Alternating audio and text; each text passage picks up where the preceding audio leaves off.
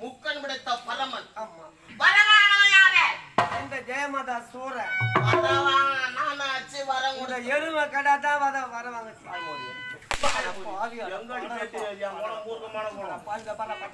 செத்து போடி சத்தியமா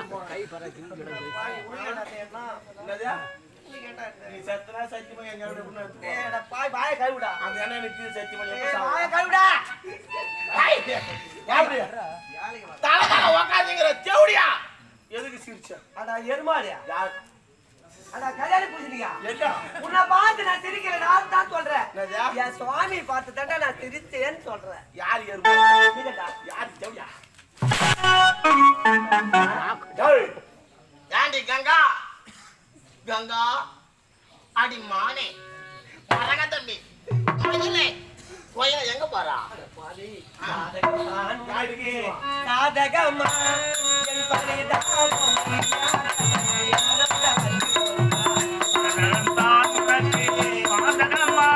என் பரிதாபம் அறியாத பாடி கொண்டே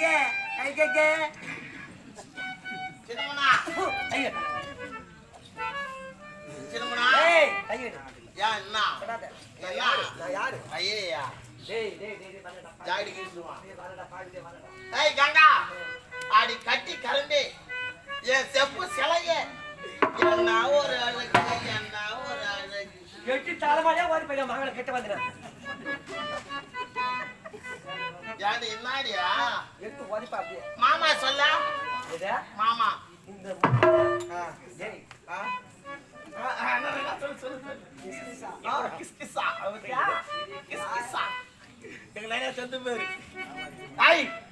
ஒரு முத்தா கொடு மாமாக்கா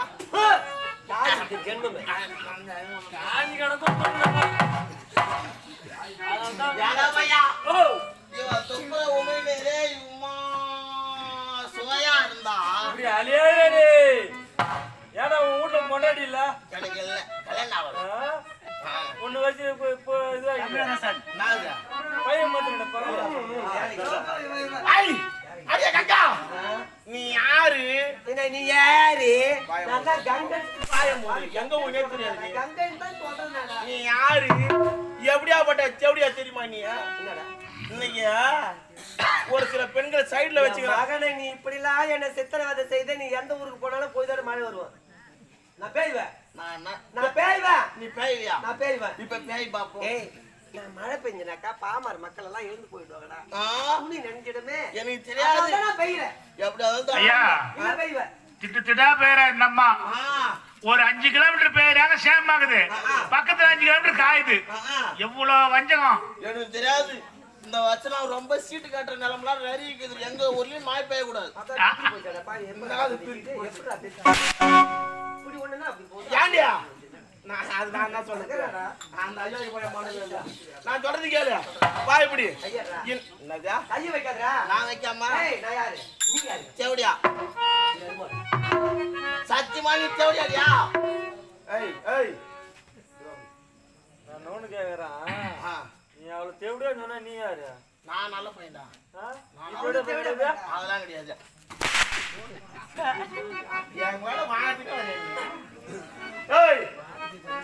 இன்னைக்கு ஒரு கட்டிய கணக்கு அதாவது கட்டிய மனைவியை விட்டு விட்டு ஒரு சில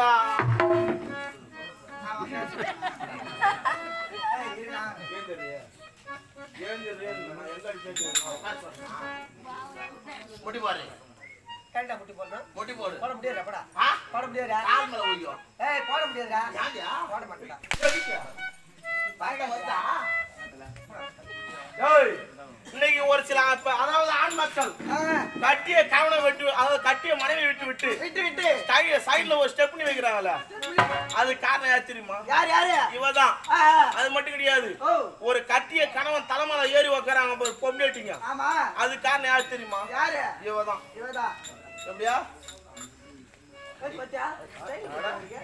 ஐயோ அடி அடி தேவடியா உலகத்திலே இவ்வளவு ஸ்டைல் கட்டுறது யாருமே கிடையாது. எப்படி கேளுடா பையா? எப்படி டேய் ஓ இவ கங்கை கங்கை கங்கா நதி கேள்விப்பட்டிருக்கிறியா? இந்த நதியாகப்பட்டது ஒரு இடத்துல ஓடுதுனாக்கா இதுக்கு முன்னைவன் நாதர் மாதிரி அந்த நாதர் இவ ஒரு கானகத்துல குறுநரியாக அதாவது சிறிய ஒரு நதியாக ஓடிக்கொண்டிருந்தான். அந்த இடத்துல என்னாச்சு தெரியுமா? சந்தன மகாராஜர் சொல்லக்கூடியவர் ஒருவர் வந்தாரு. ஒரு பெண்ணுடைய இடை எப்படி இருக்கும்? வளைவு நெளிவா அழகாக இருக்கும். எப்படியா அழகா இருக்கும்.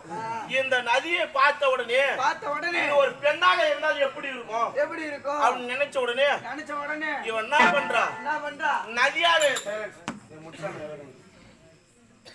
நதியாக இருந்த இவ ஒரு சுயரூபத்துல வந்த உடனே சந்தன மகாராஜா இவன் மேல மோகம் கொண்டார். மோகம் கொண்ட உடனே நான் உன்னை கல்யாணம் பண்ணிக்கணும் திருமணம் பண்ணிக்கணும் நீ என்ன பண்ணியோ ஏது பண்ணியோ அப்படின்னு சொன்ன உடனே இவன் ஒரு கட்டளை போறாடா பையா. நான் உன்னை கல்யாணம் பண்ணிக்கணும்னாக்கா எப்படியா கல்யாணம் பண்ணிக்கணும்னாக்கா என் விருப்பத்துக்கு தான் இருப்பேன் அப்படின்னு சொன்ன உடனே இவன் அழகுல மயங்கி அந்த சந்தன மகாராஜா ஒப்புக்கொண்டார். ஒப்புக்கொண்ட அதாவது எப்படி சொல்றா கல்யாணம் ஆகி போச்சு. அதாவது கல்யாணம் ஆகி போச்சு. ஒரு வருஷம் ஆன ஒரு புள்ள ஒண்ணு பிறகுது. முதல்ல சொன்ன பேரு இந்த ஸ்தலமே சொல்லக்கூடிய மார்பகத்துல பால் கொடுத்தா அழகு குறைஞ்சிடும் சொல்லிட்டு அந்த முதல் புள்ளைய ஆழியின சொல்லக்கூடிய சமுத்திரத்துல வீசி அடித்தான். சொல்லு அடிச்சா மட்டும் உள்ள வந்து சொல்றல கடலு இந்த அடி ஞாபகம் இருக்கணும். கடலு சமுத்திரத்துல தூக்கி அடிச்ச உடனே இதே போல் 7 புள்ளைங்க பிறந்தது. 7 பிள்ளைகள். எத்தனை புள்ளைங்க? 7 பிள்ளைங்க. 7 பிள்ளைகளையும் கடல்ல தூக்கி கொன்ன பாவிடாவ யாரா? 7 பிள்ளைகளை கடல்ல கொண்டு சாவஸ்டா. ஆமாடா. 8ஆவதாக ஒரு பிள்ளை பிறந்தது. இந்த பிள்ளையை விட்டு விட்டால் தனக்கு பிறகு அரசாட்சி செய்வதற்கு ஒரு குழந்தை பாக்கி இருக்கா சொல்லிட்டு இந்த சந்தன மகாராஜா என்ன பண்றாராம்? காசு கொடு ஒண்ணுதான் கொடுத்தாங்க நம்ம காலத்துக்கலாம் டீ சாப்பிடலாம். சந்தன மகாராஜ் என்ன பண்றாரு? அந்த குழந்தையை வாங்கி வச்சுக்கிறாரா பையா. இதான் சாக்கு சொல்லிட்டு எல்லாம் சிவகங்கை திருமணம் அல்லது நிசாசனி சம்காரம் இந்த கதை ஆடுறாங்க பத்தியா. இந்த கதையில தான் சிவனுக்கும் கங்கைக்கும் திருமணம் நடந்தது. அது வரையில இந்த அம்மா என்ன பண்றாங்க? ஈசனுடைய சிரசுல தஞ்சை அடைஞ்சுக்கிறாங்க. அதாவது ஒரு வீட்டுல போய் நம்ம இருக்கிறோம்னாக்கா வாடகைக்கு போறோம்னாக்கா அந்த வீட்டுல கேடு தான் போய் நம்ம வாடகைக்கு இருப்போம். அதுக்கு பேர் என்ன தெரியுமா? அதுக்கு பேர் தான் தஞ்சம். அதே மாதிரி ஈசனுடைய சிரசுல இந்த அம்மா தஞ்சை அடைஞ்சுக்கிறாங்க. வேற எங்க போய் உட்காந்துடுறாங்க? ஈசனுடைய சிரசுல போய் இந்த அம்மா உட்காந்துடுறாங்க. ஆமாண்டா. அந்த 8ஆவதா ஒரு குழந்தை பிறந்த சொன்ன பாரு. அது யார் தெரியுமா? பாரத போரிலே ஒரு முக்கிய பங்கு வகித்தவர். அவர் தான் பீஷ்மாச்சாரியார். ஐயா உனக்கு சாவுன்னு வந்தாக்கா எந்த விதத்திலையும் ஒண்ணு வரும். நீங்க நம்ம போக சொல்லக்கூடாது. எதனா ஒண்ணு ஆகலாம். எதனா ஒண்ணு ஆகலாம். அது சாவு என்பது நாம ஏதுன்னு கிடையாது. நாம பிறந்த அன்னைக்கு இன்னைக்கு தான் நம்ம இப்படி இருப்போம். இந்த நிலையில இருப்போம். இப்படிதான் சாவுவோம். அன்னைக்கே பிரம்ம எழுதி வச்சிட்டான் நம்ம தலையில. யாரா? பிரம்மதேவன் எழுதி வச்சிட்டான். அதன்படிதான் சித்திரகுப்தன் 7 எழுத. யாரா? சித்திரகுப்தன் 7 எழுத யமனாகப்பட்டவன் தான் உயிர் எடுக்கிறான். அதே போல ஆனா அந்த பீஷ்மாச்சாரியார் சொன்ன பாரு அவருக்கு அந்த நினைவு கிடையாது. தான் நினைச்சா மட்டுமே அவர் நினைச்சா மட்டுமே அவருக்கு மரணம். எப்படியா? அவர் நினைச்சாதான் மரணம் அவருக்கு. ஆமாண்டா. எல்லாம் பாரத பொருளா அரவான் தான். அதாவது 18 நாள் போரையும் உக்காந்து தன்னோட சிரம் மட்டும் அரவான் தான் அந்த போரை பார்த்துட்டு சொல்லுவாங்க. அதுக்கு பிறகு தான் உயிர் பிரிஞ்சு விட்டு அரவான உயிர் பிரிஞ்சு விட்டு சொல்லுவாங்க. கிடையவே கிடையாது. கூட ஒரு ஆள் உக்காந்து பார்த்தான். யாரு? அம்பு படுக்கை அர்ஜுனன் ஏவிய அம்புகள் அனைத்தும் படுக்கை ஆக்கி அந்த படுக்கையின் மீது அதாவது தன்னுடைய உடலை படுக்க வைத்து கடைசியில தர்மர் பட்டாபிஷேகம் நடந்தது. தர்மர் பட்டாபிஷேகம் நடந்து சிரத்திலே மணிமுடி சூட்டி கடைசியா போய் பீஷ்மரை பார்த்த பிறகுதான் என்னுடைய பாண்டு புத்திரர்கள் அனைவருமே செல்வ செழிப்போடுகிறாங்க. இப்ப நான் நிம்மதியா சாவரம் சொல்லிட்டு அன்னைக்கு தான் உயிரை விடுறாரு. யாரு? இந்த பீஷ்மாச்சாரியார். அப்படியாப்பட்ட புனிதமான பிள்ளையை பெற்றெடுக்கிறாங்க.